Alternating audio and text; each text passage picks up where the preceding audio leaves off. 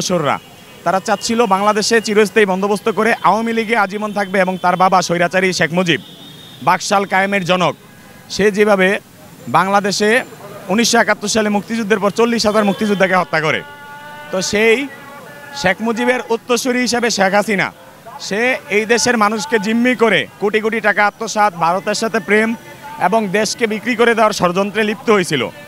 তার চিন্তা ছিল যে বাংলাদেশ পুলিশের কাকে বা বাংলাদেশ পুলিশকে যদি হাতের কবজায় নেওয়া যায়, কারণ পুলিশ সকল বিষয়ে থাকতে হয়, বাংলাদেশের যত প্রশাসনিক কর্মকাণ্ড আছে প্রত্যেকটা বিষয় কিন্তু আমাদের পুলিশের হাতে। তো এই পুলিশকে যদি তার কবজার ভিতর নেওয়া যায়, পুলিশের ঊর্ধ্বতন অফিসার বিসিএস যারা আছে অথবা মাঠ পর্যায়ের অফিসার তাদেরকে যদি তাদের মতো করে বানিয়ে নেওয়া যায়, তাহলে তারা এই দেশকে স্বর্গরাজ্য বানাতে পারবে।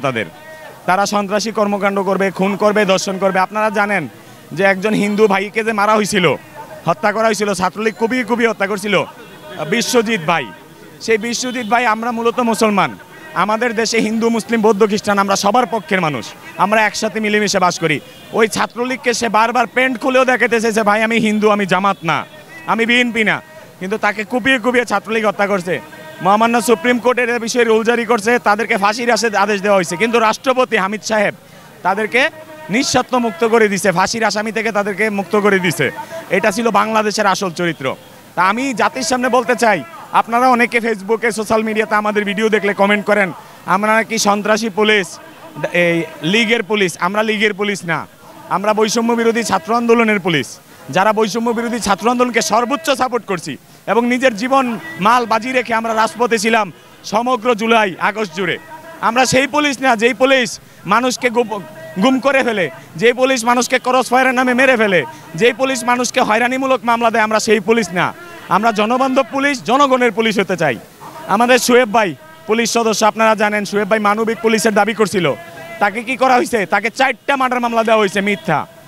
যে সোয়েব ভাই রাজারবাগ পুলিশ লাইন থেকে বাহিরে কোনো দিন যায় নাই ডিউটিতে, সে ছিল একটা সংস্থাতে, সেখান থেকে তার কোনো কাজ নাই, বা বাংলাদেশের রাজনৈতিক প্রেক্ষাপট গণ অভ্যুদয়ের সাথে তার কোনো সম্পৃক্ততা নাই। সে যখন হক কথা বলছে, দেশপ্রেমিক পুলিশ হতে চাইছে, তাকে এই পুলিশ ডিপার্টমেন্টের কিছু অসাধু অফিসার তাকে মার্ডারের আসামি বানিয়ে আজকে জেলে রাখছে। তার পক্ষে সুপ্রিম কোর্টের একজন ব্যারিস্টার স্যার পক্ষে কথা বলছে, আর আমি সোহেল রানা কথা বলছি। বাংলাদেশ পুলিশের সবাই এটা নিয়ে খুব কষ্ট পাইছে, অনেকে আগের মতো কাজ করতেছে না। কেন? একটাই কারণ, পুলিশের মোরাল ডাউন করার জন্য সোয়েব ভাইকে অ্যারেস্ট করা হয়েছে, যাতে পুলিশ মানবিক পুলিশ না হইতে পারে।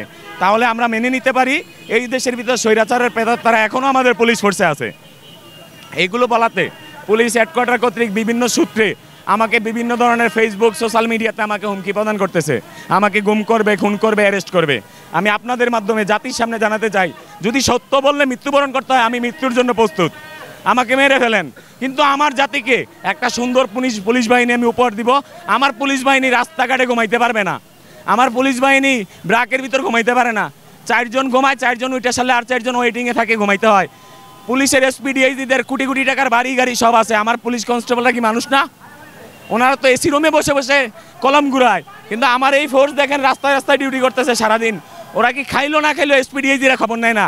তাদের খাবারের মান খুব খারাপ। আমি পুলিশের পক্ষের লোক, আমি যতদিন বেঁচে আছি বাংলার মাটিতে